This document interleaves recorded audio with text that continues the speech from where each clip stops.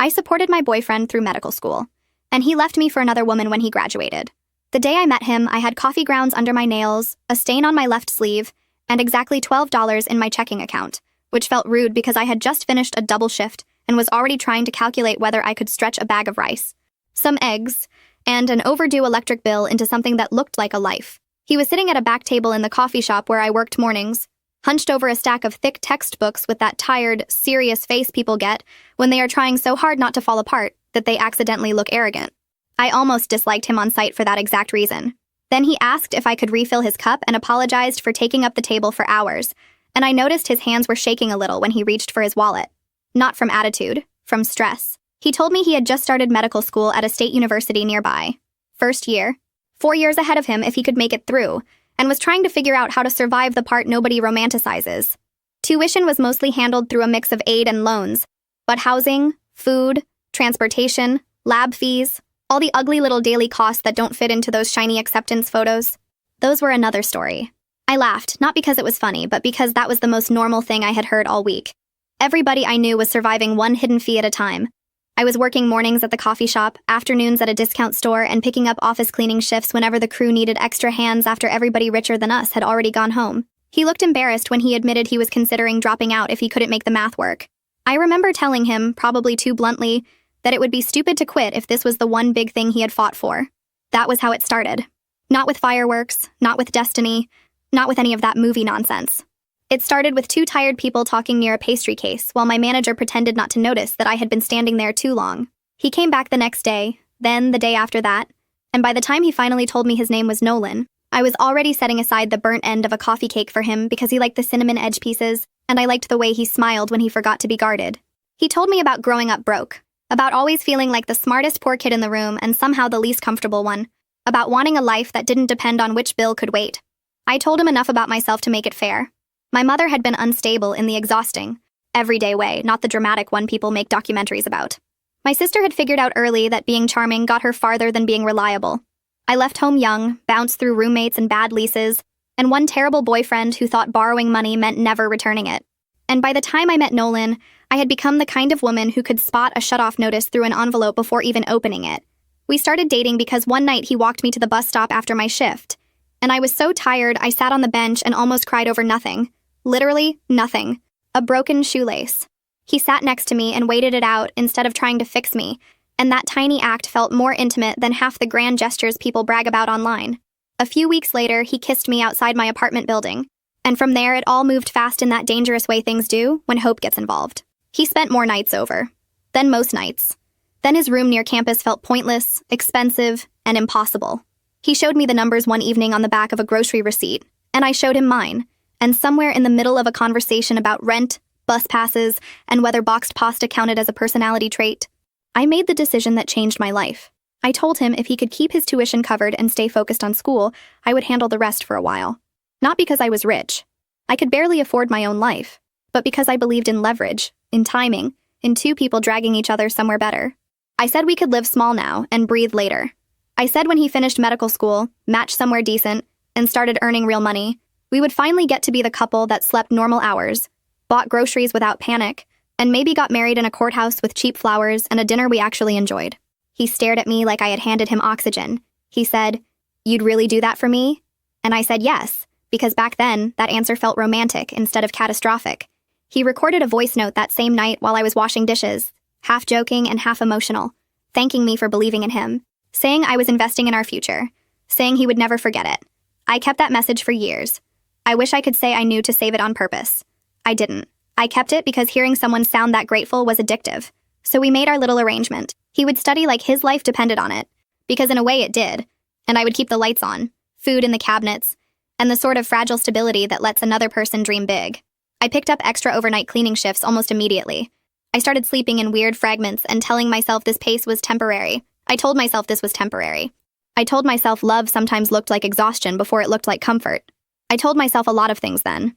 Some of them were even true for a while. The first year ran on caffeine, bus schedules, and delusion, which sounds harsher than it felt at the time. At the time, I was weirdly happy. Miserable physically, sure, but emotionally, I was full of that scrappy, hungry kind of hope that makes cheap dinners feel like a team sport. I woke up before sunrise to make coffee and eggs if we had eggs, toast if we didn't. And on especially bad weeks, I pretended that buttered crackers counted as breakfast because I didn't want him starting a clinical lab on an empty stomach. Then I rushed to the coffee shop, went straight from there to the discount store, and after a quick change in the employee bathroom, headed to the office cleaning crew at night. I got very good at carrying deodorant, spare socks, and acting more functional than I felt. Nolan studied all the time. And honestly, that part was real. He wasn't faking the workload. He would come home with underlined pages, complicated terms, stories about anatomy labs, and that glassy-eyed look of somebody living inside a permanent test. In those early months, he still tried. That matters, even if it makes everything that came later more infuriating. He'd rub my shoulders while I heated soup from a can. He'd listen when I complained about my manager cutting hours for people she personally disliked, which was apparently most of the staff. He'd tell me little facts from class in a voice that made him sound like a kid showing off a science project. And I'd sit there in a thrift store sweatshirt, smelling like bleach and coffee, thinking, okay, this is hard, but it means something. We didn't go anywhere expensive because obviously we couldn't. So we built a whole private culture out of things that were free or close enough. We watched old movies on a hand-me-down television that took forever to turn on. We split one dessert from the grocery clearance rack every Friday if the week had not actively tried to kill me. We walked around the neighborhood at night when the apartment felt too hot and listened to other people's air conditioners rattle. Sometimes we talked about the future in embarrassing detail. He wanted a clean apartment with big windows and one room that could be an office. I wanted a couch no one had rescued from the curb and a kitchen where the drawers opened without swearing at them first. We talked about marriage the way tired people do, not like a fantasy wedding board. More like, one day we'll sign some papers, eat some cake, and stop being scared all the time. I started saying no to little things without even noticing. A coworker invited me out after work for drinks and I said I couldn't. My sister called asking to borrow money and I laughed so hard she got offended. My mother left me a voicemail about how family helps family, which was rich coming from a woman who had once sold my old desk while I was still living there because she needed cash flow. I deleted it while waiting for the bus. Nolan would tell me I was incredible, that no one had ever believed in him like this, that when he made it, I was going to rest. That was the word he used. Rest. As if he knew exactly how to hit the softest part of me, as if he knew I had been tired since childhood. By the middle of that year, I was taking the occasional weekend catering shift too. Mostly weddings and office events where people in clean clothes asked for extra sauce without looking directly at the person serving them. I'd come home with little packets of sugar stolen from coffee stations because free sugar was free sugar, and Nolan would pull me into bed and tell me we were building something. I believed him so hard it almost makes me embarrassed now. Almost. But I also think people are too smug about what they would never fall for. If nobody has ever loved you in exactly the place you were starving, you don't actually know. The apartment was tiny and always either too cold or too warm, but it felt like ours. We had our routines. His books spreading across the table. My uniforms hanging over chairs to dry because the laundry room charged too much and the dryers barely worked.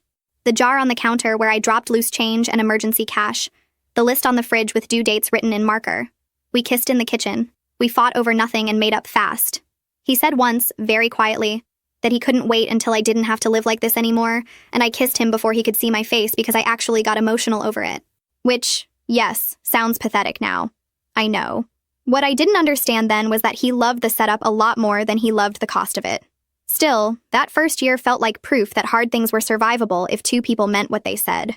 I went into the second year committed and still buying the dream harder than I should have. The second year was when money stopped being background stress and became a living thing in the apartment, like mold you couldn't fully scrub out. Fees started popping up everywhere. Lab fees, exam fees, supplies, required equipment, a textbook that cost more than my monthly groceries and apparently could not be bought used because this particular professor changed editions like it was a personality trait. Nolan would come home tense, trying not to sound panicked, and say things like, I hate to ask, but this one is actually necessary. And I would feel my stomach drop before I even saw the number.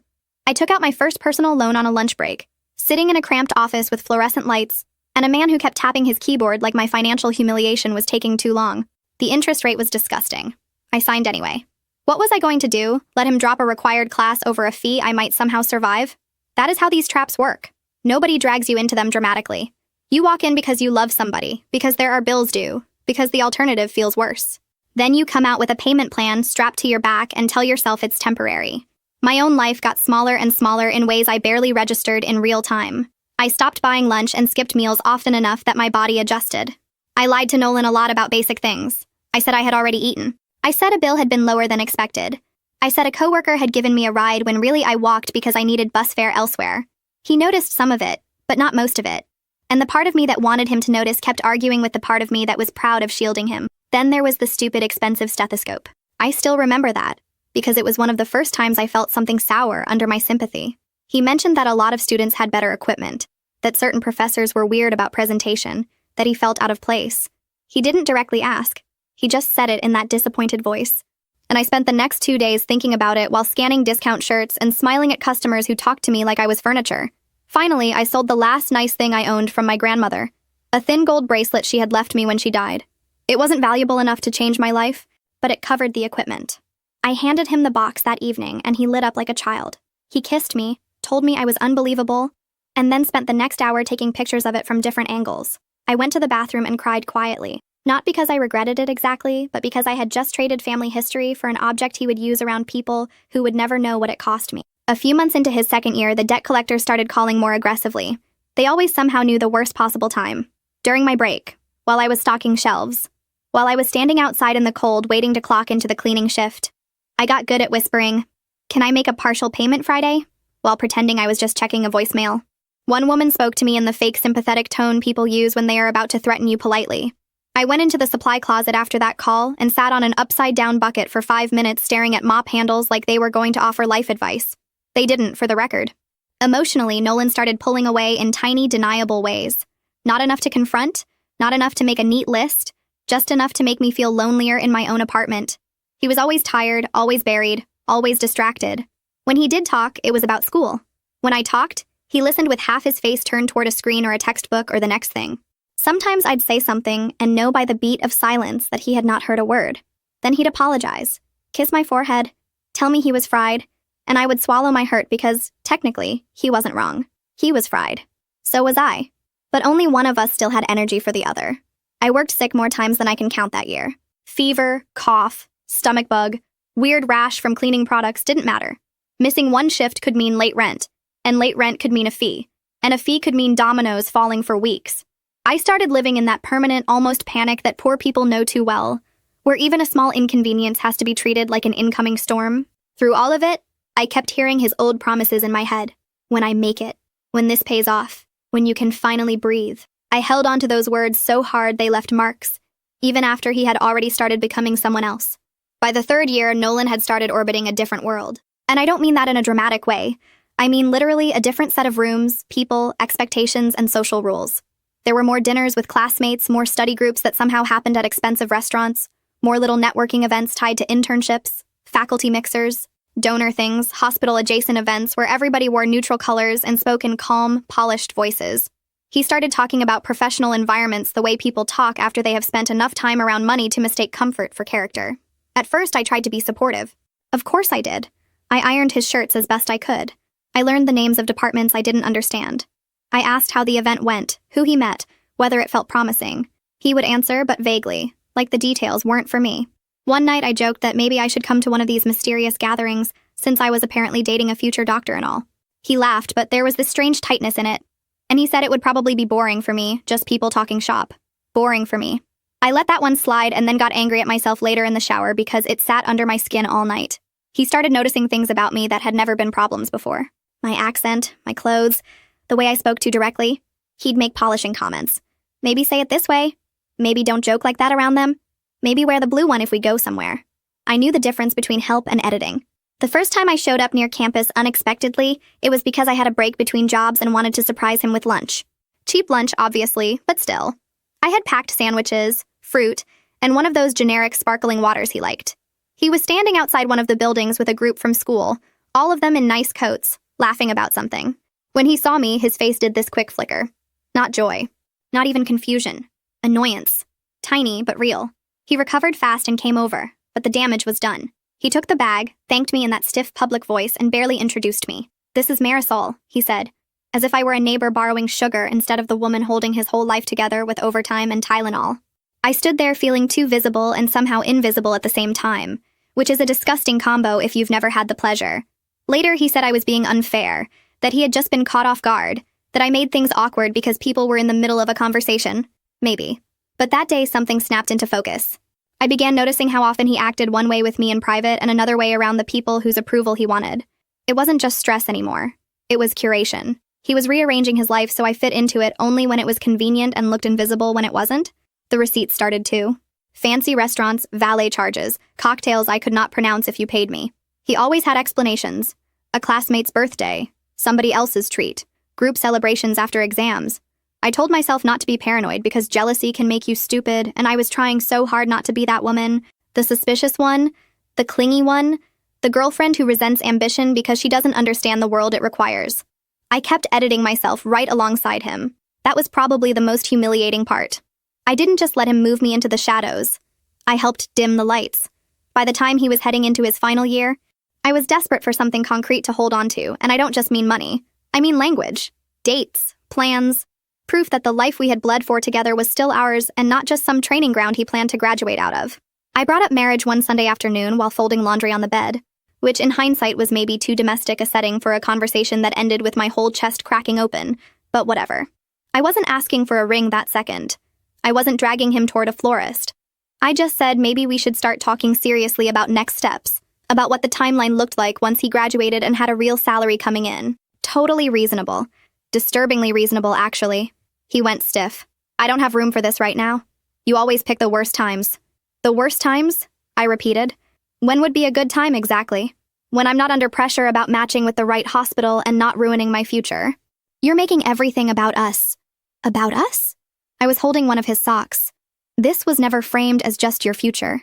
You called it ours. You promised me. He sighed in that exhausted, superior way that makes you want to swing a lamp.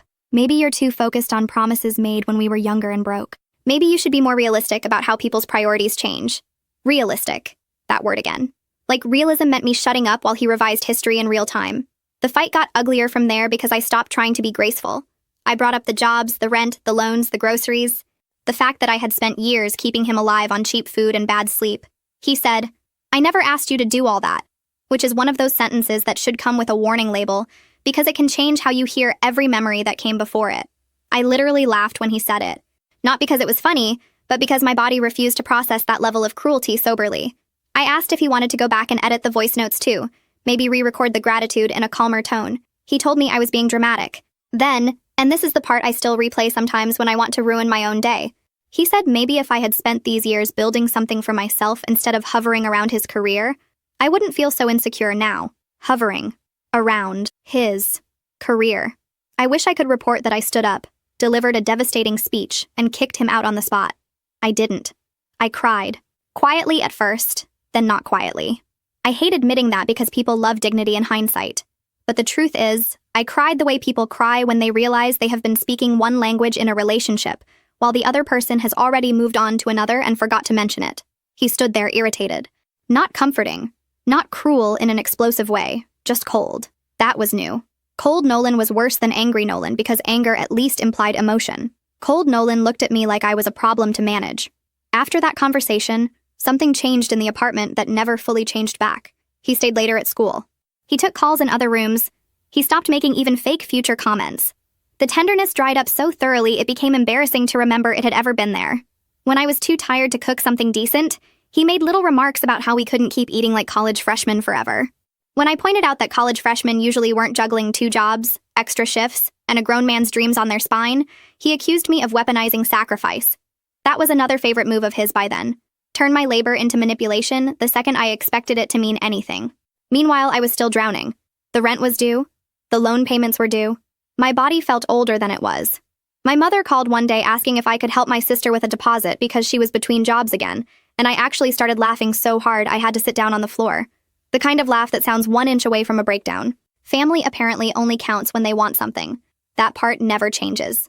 Somewhere in that final year, I started seeing the real shape of what had happened to me. I had not simply supported a partner through a hard season. I had constructed an entire platform out of my own life and invited him to stand on it until he could reach a world where he no longer had use for me. And because I loved him, because I am not proud enough to pretend I didn't, I stayed in that apartment trying to salvage the version of him that had once looked me in the eye and said we were building something together. He was already gone. I just hadn't caught up yet. When he graduated from medical school and matched into a residency program at a respected hospital, I still threw him a celebration. That sentence alone should qualify me for some kind of support group. I used the last bit of free cash I had after rent to buy cheap decorations, a grocery store cake, and those little plastic trays that make food look more intentional than it is. I cleaned the apartment top to bottom, even though I had worked the night before and my knees were throbbing. I told myself maybe this would reset things. Maybe once the pressure of school was off, he would come back to himself. Maybe he would look around, see what I had done, and feel ashamed of how distant he had become. Hope can make a woman decorate her own humiliation in streamers. A few of his co-workers and former classmates came by, plus 2 people from my jobs who actually liked me enough to show up with paper plates and genuine excitement. The apartment looked exactly like what it was. A cramped place paid for by a woman who had been surviving, not posing. Nolan walked in, took one look around, and I saw it hit his face before he could hide it. Embarrassment. He thanked me, but there was a stiffness to it, like he was trying not to react too strongly in front of witnesses. For the rest of the evening, he floated.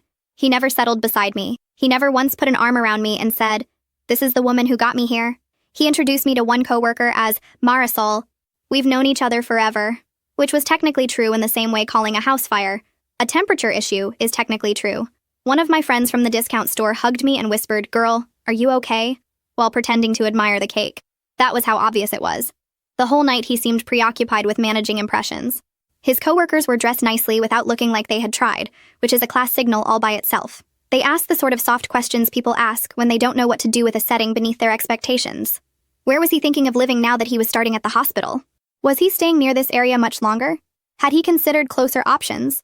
He answered them like I wasn't standing 3 feet away. I felt like unpaid staff at my own event.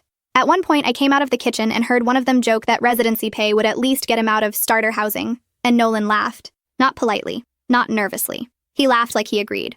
After that night, he started spending money on himself in a way that made me feel actually dizzy. Better clothes, more expensive shoes. A watch that, according to him, mattered for professional image, though I failed to see how telling time in a hospital requires swallowing my grocery budget whole. He replaced his old phone even though the old one worked fine. He got haircuts more often. He started buying cologne that clung to our bathroom like ambition and bad choices. Every purchase came with a justification. He had to look the part. People notice these things. First impressions matter. Meanwhile, debt collectors were still calling me, not him, because all the ugly paperwork lived under my name. One afternoon, I told him a creditor was threatening legal action if I didn't make a larger payment that month. He barely looked up from the message on his screen and said he couldn't keep bailing out every mess from the past when he needed to establish himself. I stared at him so long, he finally looked uncomfortable. "Every mess from the past?" I repeated, because I wanted to make sure the cruelty had arrived in its final form, and I wasn't mishearing it. He rubbed his forehead and said he didn't mean it like that, which is what people say when they absolutely meant it like that, but hate the echo of their own voice. He started staying out later after shifts too. At first it was easy to believe because hospitals are brutal and schedules are chaos. He said there were team dinners, drinks after long days, social obligations that helped him fit in. I wanted to be supportive, and also I was so tired I could barely think. So I swallowed my suspicions and kept doing what I had always done. Working, paying, adjusting, hoping, shrinking. Sometimes he came home after midnight smelling like expensive soap and bar air. Sometimes he barely came near me before showering. We were still sleeping in the same bed, technically. But the relationship had started to feel like one of those leases where one person has mentally moved out months before the boxes appear. The worst part was how embarrassed I became by my own need. I wanted acknowledgement so badly it made me feel small. I wanted him to say out loud, to anybody, to me, to a wall, that I mattered in the story of his success. I wanted him to look at the bills on the counter and say, "I've got this now. Rest." Remember that? His word. Instead, he drifted further into this polished version of himself while I kept dragging around the wreckage of the version that had helped build him. There is a specific kind of loneliness in realizing someone still accepts your labor while already rejecting your place in their future. I lived in that loneliness for weeks before I saw the first hard proof that I had not been paranoid enough. I saw them at a hotel ballroom because life apparently enjoys slapstick when it comes to heartbreak. I had picked up an extra catering shift for a corporate event, one of those glossy networking evenings where everybody has name tags, tiny plates, and opinions about wine they did not grow themselves. I was wearing a black server uniform, with shoes that pinched and one of those fake neutral smiles you learn in service work. And I was already in a bad mood because my manager had changed the setup twice, and someone in a suit had clicked his fingers at me like summoning a pet. Then I looked toward the entrance, and there was Nolan. He wasn't alone. The woman beside him looked exactly like the kind of life he had started trying on. Not because she was prettier than me in any objective fairy tale way. I am too old for that nonsense. But she looked expensive in the relaxed, inherited sense. Her dress fit like it had been chosen for her, not hunted down under fluorescent lights after a markdown. Her hair looked effortless in the way effortful things do when money is involved. She was laughing at something he said, and he was leaning toward her with this open, attentive warmth I had not seen aimed at me in so long that my body recognized it before my mind did. Then he touched the small of her back. Then, a little later, when they thought nobody was paying attention, he kissed her. I didn't drop a tray or burst into tears or make a scene. I just froze for one horrible second and then kept moving because when you work jobs like that, your body learns to obey before your heart catches up. I carried drinks to a table while my ears rang. I smiled at strangers. I stood near a service station pretending to fold napkins, while secretly watching the man I had supported for years court another woman like he had never once come home to me smelling like bleach and fatigue. He looked lighter with her. That was what made me want to scream. Lighter. As if I had been the weight and not the reason he was standing in that room at all. I took one picture.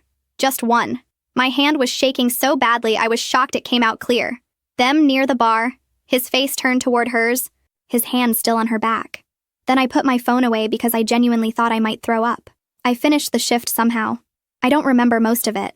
I remember someone asking for more ice. I remember the smell of roasted chicken making me nauseous. I remember locking myself in a restroom stall for maybe 3 minutes and staring at my own shoes like they belonged to a different woman, one who had made better choices and therefore was not currently on the clock at the venue where her boyfriend was introducing his new life to donors and colleagues. He came home near dawn. I was sitting on the couch in the dark, with all the lights off because I didn't trust myself to do anything dramatic if I stayed in the bedroom. He smelled like cologne and someone else's perfume and that late-night sweetness hotels always have, like money and stale air conditioning. He said he had been stuck at an extended work thing. I just looked at him. He kept talking. A long shift, then drinks, then networking, then one of the attendings wanted to introduce him around. Lie after lie, laid down casually, like he thought the years had trained me to accept whatever shape of reality he offered. I didn't confront him that second because I was too stunned and, if I'm honest, too strategic. That surprised me about myself. Usually when I am hurt, I go hot.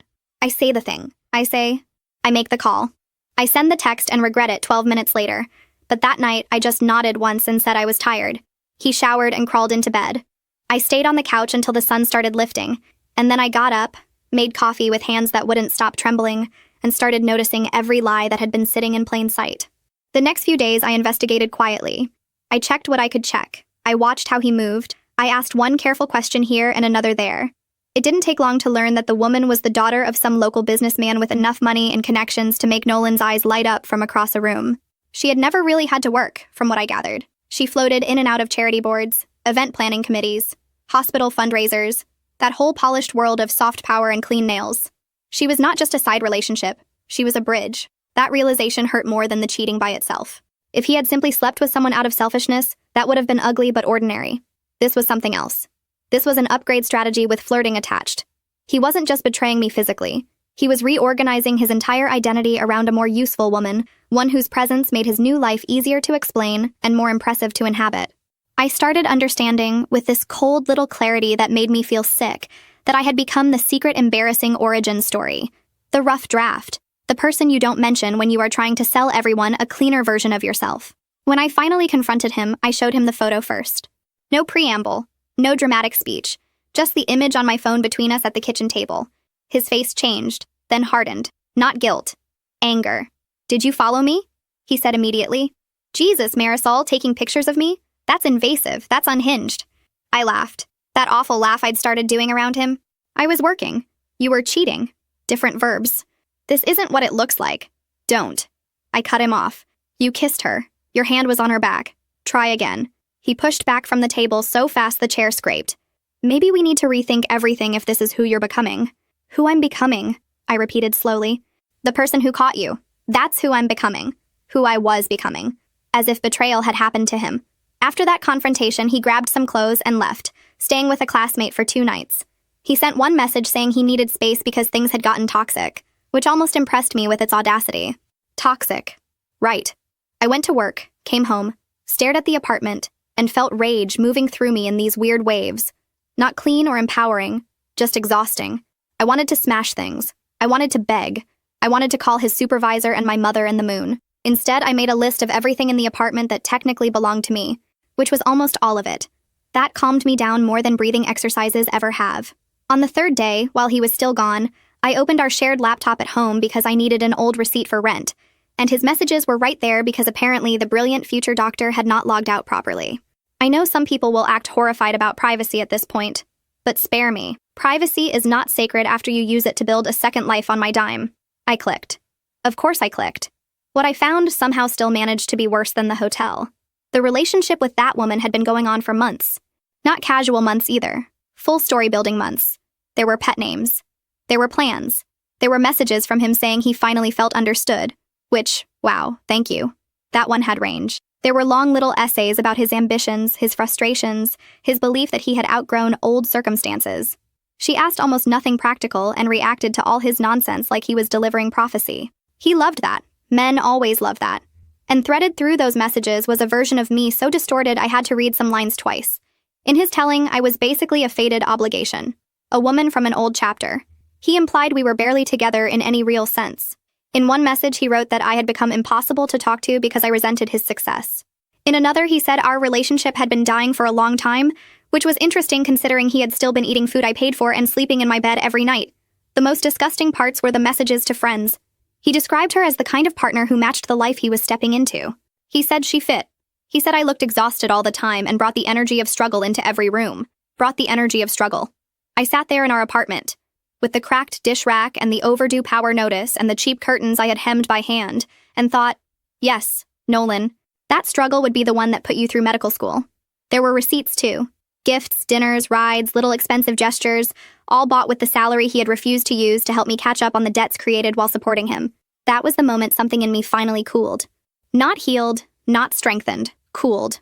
Enough to become practical. I printed screenshots at a copy place on my break the next morning, paid in coins and felt deranged doing it, but also weirdly steady. There is power in paper. A digital lie can still try to wiggle. A printed one just sits there and stares back. When he returned that evening, I had his bags packed by the door. Not everything, because some of it I needed help identifying, but enough to make the point. He took one look and said, "What is this?" In the calm tone people use right before they become the victim in their own memoir. I told him it was his move-out process. He said he lived there. I said no, actually, I lived there, paid there, signed there, and apparently funded his ability to cheat from there. He tried to pivot into conversation mode, asking if we could not do this in such an extreme way. I handed him a folder of screenshots. He went pale then, which was the first truly satisfying facial expression I had seen from him in months. We fought for over an hour. He accused me of violating his privacy, manipulating the narrative, clinging to promises from when we were young and saying reckless things. I accused him of using me, lying to me, and then trying to erase me once my usefulness no longer matched his ambitions. He actually said I was acting like I deserved ownership over his entire future because I helped him when times were hard. Helped him. Again with that minimizing language, like I had loaned him a jacket instead of underwriting his life. At one point, I asked him to say the sentence out loud. "You carried us for years, and I repaid you by cheating and pretending you were embarrassing." He refused because once you phrase things honestly, they stop sounding defensible. Then he said the cruelest thing he had ever said to me. He told me I had wasted my best years betting on a man who never loved me the way I loved him. Not in anger exactly. In clarity. As if he thought I needed the truth. I remember gripping the edge of the counter so hard my nails hurt. I also remember noticing, absurdly, that one of the overhead bulbs was flickering and thinking I had meant to replace it weeks earlier. Your brain is weird in crisis. It reaches for errands because reality is too ugly. I told him to get out. Properly this time. Not theatrically. Not go cool off. Get out. He threatened to fight me on it until I reminded him the lease was in my name, the utilities were in my name, and if he wanted this to become public among his carefully curated colleagues, I was available to discuss details. That landed. He was already halfway into his new life, and scandal was inconvenient. He shoved some clothes into the bags, muttered that I was impossible, and left with the kind of righteousness only cheaters seem able to access on demand. The apartment was silent after. Just devastatingly silent. I sat on the floor and cried so hard my ribs hurt. Then I made tea because I didn't know what else to do. Which felt insane, but tea is what people make when things are bad enough to be stupid. I kept looking around at all the years still sitting in the room, the chipped mugs, the bookshelves, the dent in the couch cushion where he used to fall asleep studying back when he still let me matter. He had gone, but the debt had not. The grief had not. The bills definitely had not. I was alone with the invoice of loving him. The next morning I went to a free legal clinic at a community center, 2 bus rides away because panic had finally evolved into logistics. I had barely slept.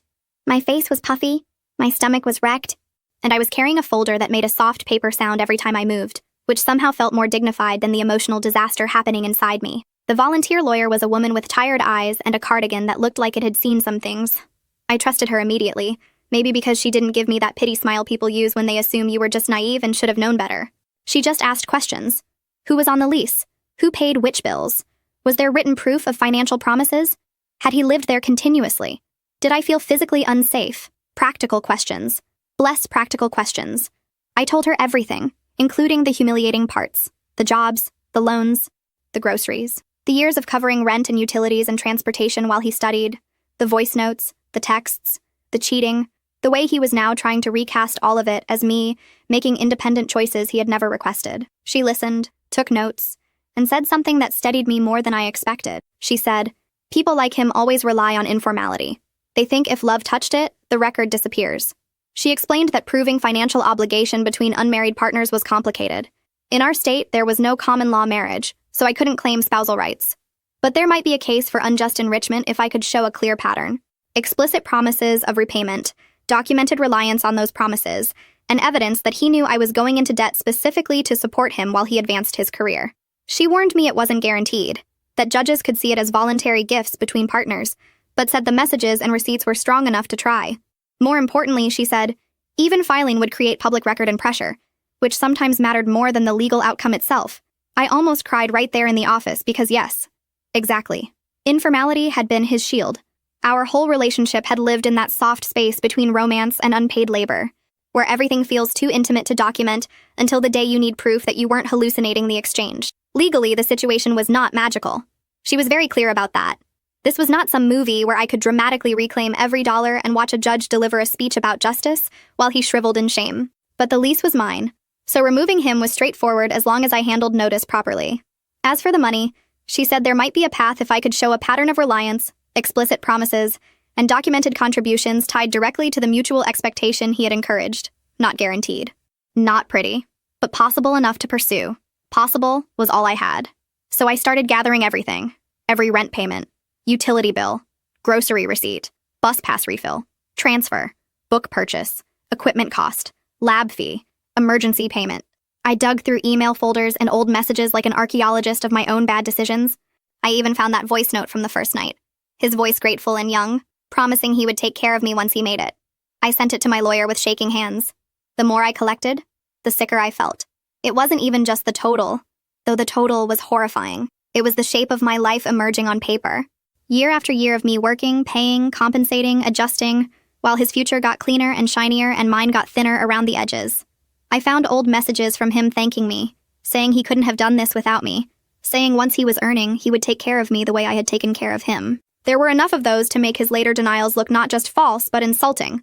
A few weeks later, I also made one of the messier choices of my life. Maybe the messiest after dating him in the first place. I wrote about what happened on a local community page using a throwaway account. I did not name him. I did not post his photo. I did not mention the hospital directly. I was not trying to get sued into a cardboard box. But I wrote the story in detail, enough detail that anyone who knew the situation well could probably connect the dots. I wrote about supporting a partner through medical school, working myself ragged, being promised a future, then getting discarded for someone wealthier once the degree and status were secured. I included blurred receipts and cropped screenshots to show I wasn't inventing the whole thing after one dramatic fight. Then I posted it and immediately felt like I might throw up. I expected maybe a few comments and then internet dust. Instead, it spread. Not viral in the national television sense. Nothing ridiculous. But local enough and fast enough to become its own weather.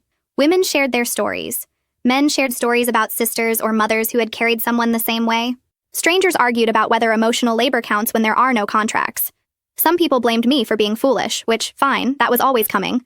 But enough people recognized the pattern that the post gained traction beyond the usual little gossip circle.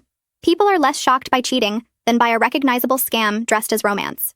I watched the comments late at night with a mix of vindication and shame. Vindication because I was finally being believed in a way that did not require me to beg. Shame because even anonymous exposure still left me feeling bare. My sister messaged me after somebody sent her screenshots and asked, "Please tell me this isn't about you," which was such a perfectly self-centered family response that I laughed in the grocery line and startled the cashier. My mother called to say I was airing private matters publicly and ruining my own reputation. My own reputation. I asked her if she remembered the part where I had been financially gutted and cheated on. She said that was exactly why I should be keeping my head down, because people judge women harder. There it was. The family motto dressed as advice, absorb quietly. Then the other woman found out. Not from me directly. From someone in her circle who recognized enough of the story to ask questions. That part moved fast. Nolan had apparently told her a very polished version of his life. Self-made. Overcame hardship alone.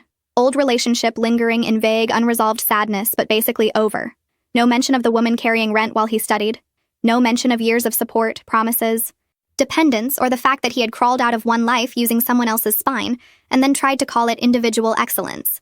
According to a mutual whisper chain that eventually reached me, she confronted him and things went badly. Her family did too. Turns out wealthy people do not love discovering that a carefully packaged professional man has been lying in ways that could become embarrassing at charity events. That didn't heal me, just to be clear. Other people's disappointment is not a bandage. But hearing that his little social ascension had hit turbulence because the backstory leaked out, that gave me enough energy to keep going. I wasn't just crying in the apartment anymore. I was organizing, filing, printing, building my own version of a record before he could finish erasing me from the public one. The case itself was not glamorous. I want to say that because people get weirdly addicted to courtroom fantasies when they hear words like lawsuit or hearing. Real legal processes, especially for regular people, are mostly fluorescent rooms, paperwork, rescheduling, stress nausea, and learning that justice is often just whoever has the patience to keep documenting. Nolan hired a lawyer faster than I expected, which told me two things right away. 1, he was scared. 2, he had resources available for defense that somehow had never existed when I needed help paying the debts from his school years. Love that for me. His side tried the obvious angle first. Everything I had done was voluntary. There had been no enforceable contract. Relationships involve support all the time. Adults make choices. Nobody forced me to work extra jobs and shifts. All technically plausible sentences if you stripped out context. History and the pile of messages where he repeatedly described the arrangement as something he would repay once he was able. That was the thing about Nolan. He had always counted on vibes. He counted on gratitude being too intimate to preserve, on sacrifice being too emotional to quantify, on my shame being stronger than my memory. Unfortunately for him, I had become both ashamed and organized, which is a dangerous combination in a woman with access to a copy machine. At one hearing, his attorney tried to frame me as a bitter ex weaponizing old communications after a breakup. I felt myself getting hot in the face, that familiar panic rage cocktail. Then my lawyer calmly introduced printed messages, years apart, where Nolan explicitly referred to my financial support as an investment in our future and promised to make it right once he started earning. She presented records showing his address, my lease, my payments, the recurring pattern of me covering his living costs while he advanced. She did not need a dramatic speech. She just stacked evidence. Watching that happen was weirdly intimate, like seeing someone translate my exhaustion into a language institutions actually respected. The pressure on him grew from more than one side, too. The engagement, from what I heard, quietly dissolved. Not with some huge public scandal, just a sudden cooling, postponed announcements, then nothing. He looked worse at the hearings than he had ever looked in our apartment, which I know is petty to enjoy. But I did enjoy it. Sue me. Actually, don't. He had the drawn, irritable face of someone learning that reinvention works best when nobody from the first draft keeps receipts. Some colleagues apparently knew pieces of the story by then. Not enough to destroy his career or anything extreme, but enough that the glossy narrative around him got scratches. That mattered to him more than I think the money ever did. Eventually, after 2 preliminary hearings where my evidence kept stacking up and his polished story kept getting harder to defend, his lawyer reached out privately. The legal case itself was shaky. We both knew that. But the exposure was killing him professionally. Colleagues were asking questions. The hospital where he worked had seen screenshots from my community post. His new social circle was watching. His lawyer floated a settlement. Partial reimbursement in exchange for signing an NDA and taking down any public posts. Not because I would definitely win in court, but because the cost of fighting publicly was higher than the money. Not every dollar. Not enough to restore the years. Not enough to buy back my health or my 20s or the bracelet from my grandmother. But enough to matter. Enough to clear the ugliest debts and stop the collector calls. I took the deal after arguing with myself for 3 nights. Part of me wanted to keep fighting out of principle. Another part of me knew principle doesn't keep the lights on. Survival won. Survival often has to. About 6 weeks after the settlement was signed, the first payment hit my account on a Thursday, while I was on break behind the discount store, sitting on an upside-down milk crate next to a delivery door that never closed right. I checked the balance 3 times because I didn't trust my eyes. Then I cried into a paper napkin and had to go back inside pretending seasonal candles were still the most important thing in my emotional life. I used that payment exactly how glamorous dreams are made of. I caught up on rent, paid down the worst loan, and bought groceries without doing calculator math in the aisle for the first time in months. I also bought myself decent insoles because my feet had been begging for mercy for years, and apparently I had decided martyrdom was a personality. Money did not fix the emotional part. It fixed the emergency part, which is not the same thing but is still holy in its own way. When survival panic quiets down even a little, the grief gets louder. I started sleeping badly, then sleeping too much on days off, then getting weirdly angry at commercials, songs, random men in hospital scrubs, women with engagement rings, cheap cinnamon coffee, all of it. I felt humiliated all over again every time someone said, "At least you got something back," because yes, technically true, but what a bleak consolation prize. Congratulations on recovering a fraction of the expenses from the man who used your devotion as scaffolding. Still, things changed. I was able to drop one job. Just one at first, but even that felt unreal. I stopped cleaning offices at night, which made me cry the last time I turned in my supply key. Not because I loved the work, obviously, but because my body had adapted so completely to constant depletion that the idea of ending one layer of it felt suspicious. I didn't know who I was after years of measuring my worth by how much I could carry. Exhaustion had been my identity for so long that rest felt like stolen property. Nolan had promised it to me once as a future reward. In the end, I had to claw back a shabby version of it through legal paperwork and spite. I also started noticing how deep the damage went beyond him. The whole setup with Nolan had hooked itself into older wounds I had never fully named. My mother loving whoever was easiest. My sister floating through life on charm while I became the responsible one by default. The family habit of treating my labor as atmosphere. Always there, never special, definitely not something requiring repayment. Nolan did not invent my weakness.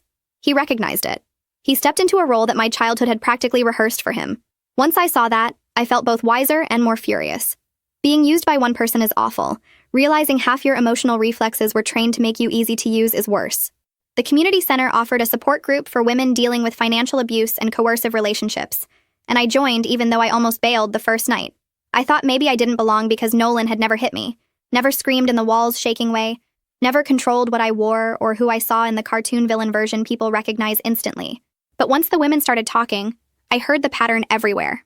The minimization, the promises, the dependence disguised as teamwork, the way your labor becomes invisible the moment you ask it to count.